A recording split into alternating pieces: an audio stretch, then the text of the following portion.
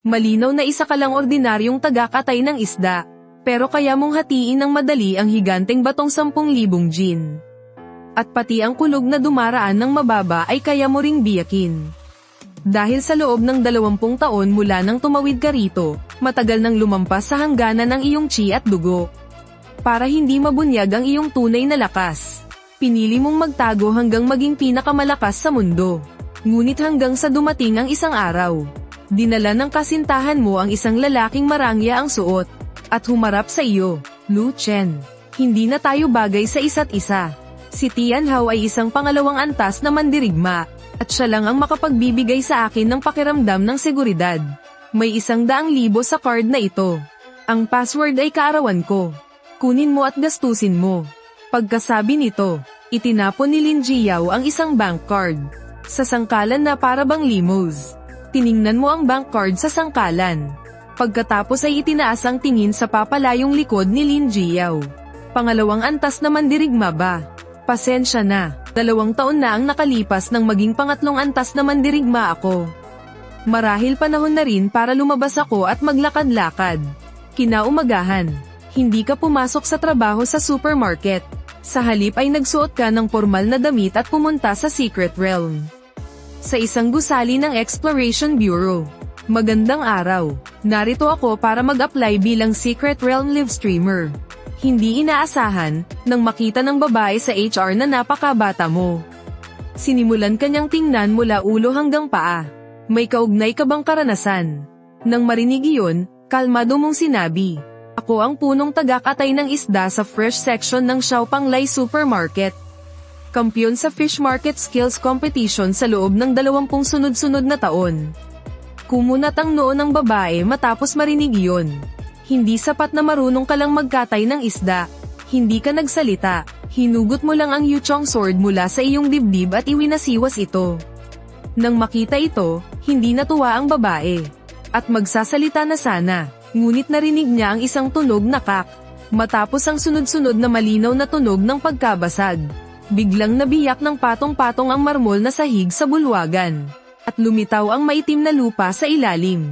Agad na nanlaki ang mga mata ng lahat ng tao sa bulwagan. Dahil sa ilalim ng kanilang mga paa ay bumuka ang isang bitak na umaabot hanggang sa labas ng malaking bulwagan. At hindi bababa sa 20 metro ang layo. Ngunit ang kakaiba, ang mga taong nasa ibabaw mismo ng bitak ay walang kahit kaunting sugat. Halos bumuka ang bibig ng babae nang kasya na ang isang itlog. Kung isa lang siyang mandirigma, hindi sana siya magugulat ng ganito. Ngunit kaya pala ng kalaban na magpakawala ng sword chi mula sa malayo. Malinaw na ito ay bagay na nagagawa lamang ng ika-4 na antas na Grandmaster Hua Jin Warrior. Matagal bago siya natauhan, nahirapan siyang lunukin ng laway. At pautol-utol na sinabi, "Papa, pakiusap, sumunod po kayo sa akin. Dadalhin ko po kayo sa aming Deputy Director." Maya-maya, sa paggabay niya, nakarating ka sa opisina ng Deputy Director. Nakita mong may isang lalaking nakatayo sa harap ng bintana, at sa sofa sa tabi niya, nakaupo ang isang dalagitang maganda ang mukha. Nang marinig na may pumasok, itinaas ng dalagita ang kanyang mga matang parang sa munting USA. At kumurap-kurap ang malalaki at malalamig niyang mata habang tumingin siya. Na may bahid ng pag-uusisa sa kanyang mga mata. Magalang kang nagtanong sa kanila, "Magandang araw, gusto kong mag-apply bilang Secret Realm live streamer. Ano pong pagsusulit ang kailangan?" Humaharap ang lalaking nasa harap ng bintana. May suot siyang salaming may gintong frame. At kalmado niyang sinabi, "Simple lang. Kailangan mo lang pumasa sa warrior assessment." "Abala ako, kaya dito mo na gamitin ang pinakamalakas mong atake laban sa akin." Nang marinig iyon, sinulyapan mo ang opisina. At nag-alinlangan ng iyong tono. "Sigurado kang dito ko gagamitin ang pinakamalakas kong atake." Ang babaeng taga-HR na nakatayo sa gilid ay bumuka ang bibig na para bang may gustong sabihin pero nag-atubili. At naging napakakakaiba ng kanyang ekspresyon. Bahagyang ngumiti si Suzewa. Itinulak pataas ang salamin sa tulay ng kanyang ilong. At buong kumpiyansang sinabi, "Huwag kang mag-alala, wala kang kailangang alalahanin. Dahil ako mismo ang nagsabi sa iyo." Ngunit hindi pa man niya natatapos ang sinabi. Isang malamig na kislap ang dumaan na parang kidlat. Likas na napaangat ng tingin si Suzewa. At sa isang iglap, pakiramdam niya ay nanigas ang dugo sa buong katawan niya. Isang matinding lamig ang biglang umakyat mula sa kanyang sakong hanggang noo. Pakiramdam pa nga niya ay nakita niya ang kanyang yumaong lola sa tuhod na kumakaway sa kanya.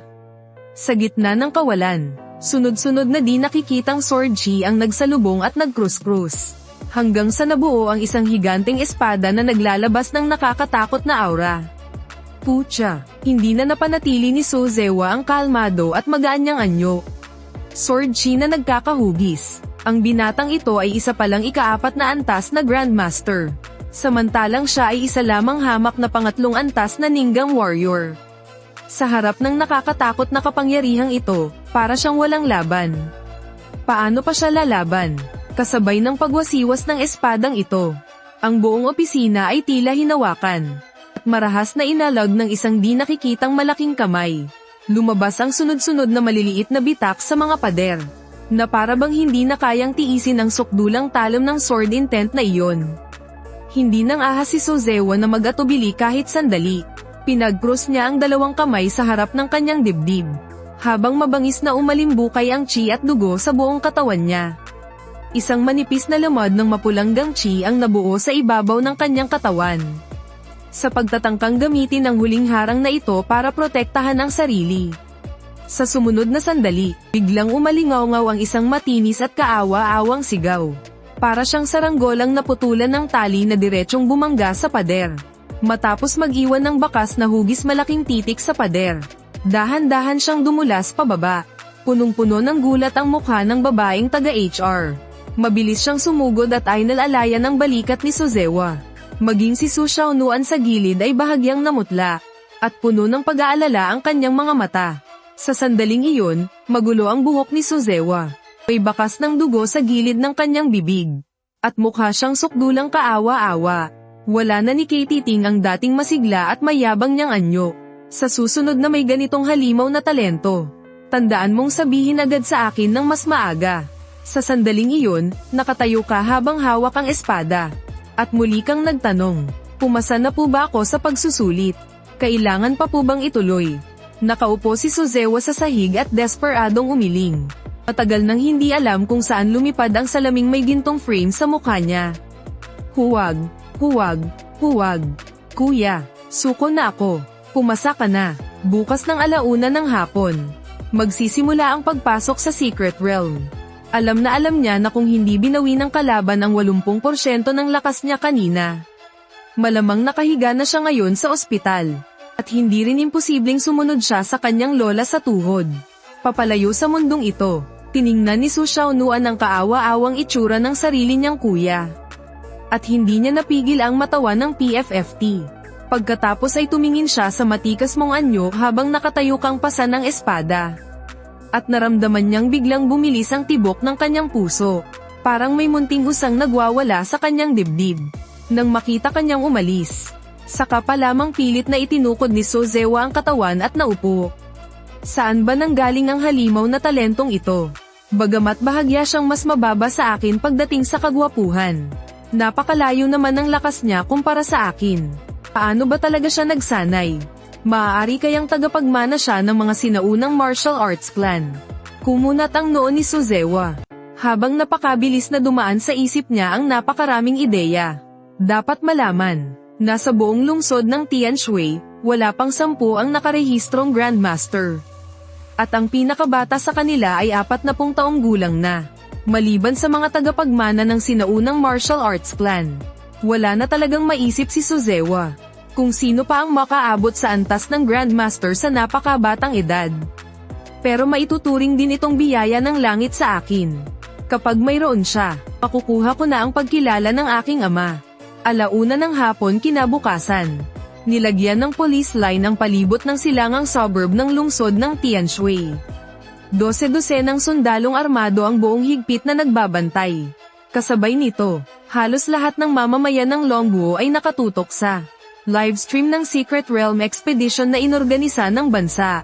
Sa harap ng kamera, matamis ang ngiti ng magandang ayos na host na si Wang Sisi. Magandang hapon, mahal naming mga manunood. Ako po ang inyong host, si Wang Sisi. Nitong nakaraang taon, lumitaw ang mga secret realm sa iba't ibang bahagi ng ating bansa. At may ilang mamamayang aksidenteng nakapasok na sa kasamaang palad ay nasawi. Na nagdulot ng takot. Sa pagkakataong ito, sadyang nag-recruit ang bansa ng malalakas na sinaunang martial artists upang pumasok at mag-explore sa secret realm. Ang ekspedisyong ito ay ilalabas sa pamamagitan ng buong livestream upang ipakita ng buo ang panganib ng secret realm at ang lakas ng ating mga mandirigma ng longbow. Habang lumipat ang kuha ng kamera, 9 na mandirigmang handang-handa ang nakatayo sa gilid.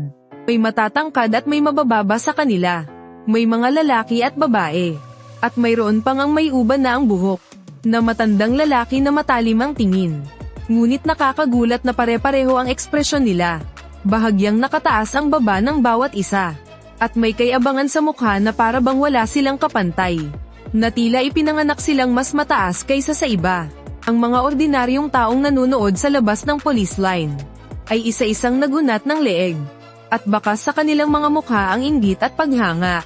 Sa gitna ng karamihan, naroon din si Linji Yao na magarang nakaayos at may malalim na pagmamahal sa tingin.